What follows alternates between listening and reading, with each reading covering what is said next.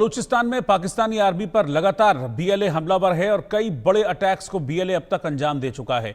1 जनवरी से 30 जून तक का डेटा मैं अगर आपको बताऊं तो इस दौरान यानी कि इसी साल 1 जनवरी से 30 जून पहले 6 महीने में 286 अटैक्स बीएलए की तरफ से किए गए। 123 बॉम्ब धमाके बीएलए की तरफ से पाकिस्तानी सेना को निशाना बनाकर किए गए हैं और इस बीच 10 स्पेशल ऑपरेशंस भी पाकिस्तानी आर्मी के खिलाफ चलाए गए हैं, जिनमें से 3 सुसाइड मिशन थे। इन मिशन में 58 एजेंट पाकिस्तानी सेना के मारे गए, 290 सैनिकों को गिरफ्तार किया बीएलए ने और 677 जवानों की, पाकिस्तान के फौजियों की मौत हुई है बीएलए के इन अटैक्स में। यह डेटा सामने आया है साल 2025 के पहले 6 महीने का डेटा। आप देखिए कि 180 दिनों में 677 पाकिस्तानी जो जवान हैं वो बीएलए ने मार गिराए हैं। किस तरीके से बीएलए लगातार हमलावर हो रहा है, अटैकिंग हो रहा है, यह देखना होगा। 6 महीने के दौरान 677 लोगों को बीएलए की तरफ से मारा गया है। आप अंदाजा लगाइए कि हर महीने 115 के आसपास पाकिस्तानी फौजी पिछले 6 महीनों के दौरान बीएलए ने मारे हैं। 286 अटैक्स किए हैं, कई बॉम्ब हमले भी किए गए। अभी रिसेंट में जो अटैक हुआ है उसमें भी आईईडी का इस्तेमाल किया गया था जब धमाका किया गया और 29 पाकिस्तानी सैनिकों को मौत के घाट उतार दिया गया। मेरे साथ 2 खास मेहमान हैं, major retired Mohammad Ali Shah, defence expert, और अरविंद सिंह तेजावत जी, विदेश मामलों के जानकार। आप दोनों का बहुत बहुत स्वागत है। मेजर शाह, पहले मैं आपके पास आ रहा हूं। कल फिर अटैक हुआ बीएलए की तरफ से, इसमें 29 पाकिस्तानी फौजी मारे गए और सीधा स्पष्ट संदेश बीएलए की तरफ से दिया है, या तो हमको स्वतंत्रता दे दो, या तो हमको आज़ाद मुल्क जो हम मांग रहे हैं आज़ादी दे दो, वरना हम ऐसे ही मारते रहेंगे और ये संघर्ष कभी खत्म नहीं होगा, हम इसके लिए तैयार हैं।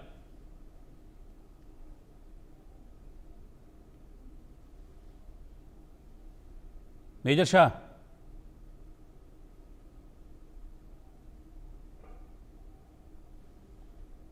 मुझे लगता है कि शायद मेजर मोहम्मद अली शाह को मेरा ऑडियो नहीं जा रहा। ये सवाल लेकर अरविंद सिंह तेजावत जी मैं आपके पास आ रहा हूं। लगातार अटैक्स हैं, हम कितनी बार इस पर चर्चा कर चुके हैं, लेकिन अटैक्स की फ्रीक्वेंसी हमेशा बढ़ती है और हर बार बहुत नुकसान, ज्यादा नुकसान पाकिस्तानी सेना को ही उठाना पड़ता है।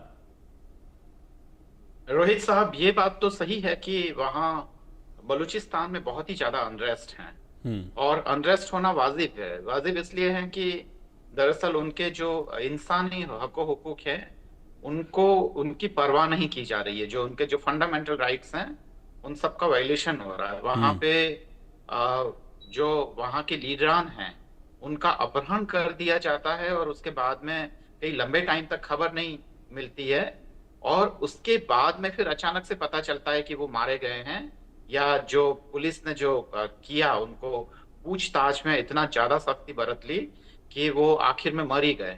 तो ये तमाम तरीके की चीजें हैं। दूसरी बात ये कि जितना उनका जो रिसोर्सेज हैं वो भी पाकिस्तान के जो खासकर जो वहाँ का जो अमीर तबका है वो अपने लिए इस्तेमाल कर रहा है। तो धीरे धीरे आखिर में लोग बहुत लंबे समय तक किसी भी रीजन के लोगों को बेवकूफ नहीं बनाया जा सकता है और यही वजह है कि धीरे धीरे वहाँ बलूचिस्तान के लोगों को समझ में आ रहा है कि पाकिस्तान के साथ में रहने में कोई खास फायदा नहीं है। दूसरी बात यह है कि जो बलूचिस्तान की अपनी एक सेपरेट आइडेंटिटी है, उनके कल्चर वगैरह सब थोड़ा सा डिफरेंट है और वो थोड़ा एक डिफरेंट हिस्ट्री भी शेयर करता है और यही वजह है कि वो पाकिस्तान के साथ कंफर्टेबल नहीं है। और अगर ऐसा नहीं है तो एक डेमोक्रेटिक तरीके से पाकिस्तान के जो हुकूमत है उसको उसे रेस्पेक्ट करना चाहिए और पूछना चाहिए। जो खासकर कम से कम जो बंदियों को जो कोर्ट के सामने पेश करने का, या जो एक पूरे जो अंतर्राष्ट्रीय दुनिया में एक जो मिनिमम जो जरूरत है वह तक वहां पे नहीं, उसका भी अनुसरण नहीं होता है रोहित साहब। तो एक बहुत बड़े पैमाने पे अनरेस्ट तो है ही वहां पे, जिसको पाकिस्तानी हुकूमत अगर नहीं समझती है तो हालात और भी ज्यादा खतरनाक हो गए। रोहित साहब, ठीक है, मैं आपके पास लौटता हूं। मेजर मोहम्मद अली शाह, अगर आप मुझे सुन पा रहे हैं तो क्या ये जंग इसलिए बढ़ती जा रही है क्योंकि पाकिस्तान ने इसे अपनी नाक की लड़ाई बना लिया है? जो बलोच हैं वो तो अपने अस्तित्व की जंग लड़ रहे हैं, वो तो कह रहे हैं कि भाई हमारी पहचान है बलूचिस्तान और हमारी पहचान पाकिस्तान नहीं है, तो वो तो अपनी पहचान की लड़ाई लड़ रहे हैं। लेकिन क्या जनरल मुनीर ने, शहबाज शरीफ ने इसे अपनी नाक की लड़ाई बना लिया है? बिल्कुल, आप रोहित भाई 100% ये बात सही है कि ये पाकिस्तान ने इसको अपनी नाक की लड़ाई बना दिया है, पर्सनली ले लिया है और ईगो पे ले लिया है। अगर वो चाहते, क्या वो बलूचिस्तान के साथ मेज पर आकर ये सिलसिला, ये मामला, ये पेचीदा मामला सुलझाया नहीं जा सकता था क्या आराम से, अगर ये मेज पे बैठते तो? लेकिन ना, ना बात करने को तैयार हैं, ना सुलझाने को तैयार हैं। बलूचिस्तान इन पे भारी पड़ेगा, अपनी खबर पाकिस्तान खुद खो देगा। आपको याद होगा जाफर एक्सप्रेस को जिस तरीके से बलूचिस्तान बीएलए ने हाईजैक किया था। बलूचिस्तान ने तो अपने आप को इंडिपेंडेंट, ऑपरेशन सिंदूर के लगभग की बात के आसपास की बात है, बलूचिस्तान ने तो अपने आप को इंडिपेंडेंट घोषित कर दिया था। ये कहा था कि हम आजाद मुल्क हैं, हमें हिंदुस्तान न्योता दें कि हम आए और अपनी एम्बेसी वहां पे सेटअप करें। तो पाकिस्तान, क्योंकि पाकिस्तान ही नहीं सुलझाना चाह रहा, वहां की सरकार ही सुलझाना नहीं चाह रही।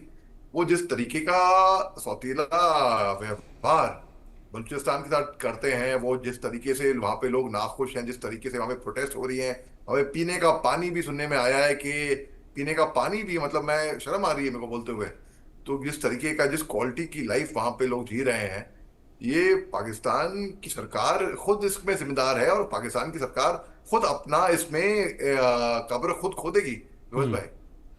बिल्कुल। अच्छा, एक चीज़ मैं आपसे और समझना चाहूँगा तेजावत जी कि इस समस्या का हल क्या है, क्योंकि आप ये देखिए कि मतलब क्या पाकिस्तानी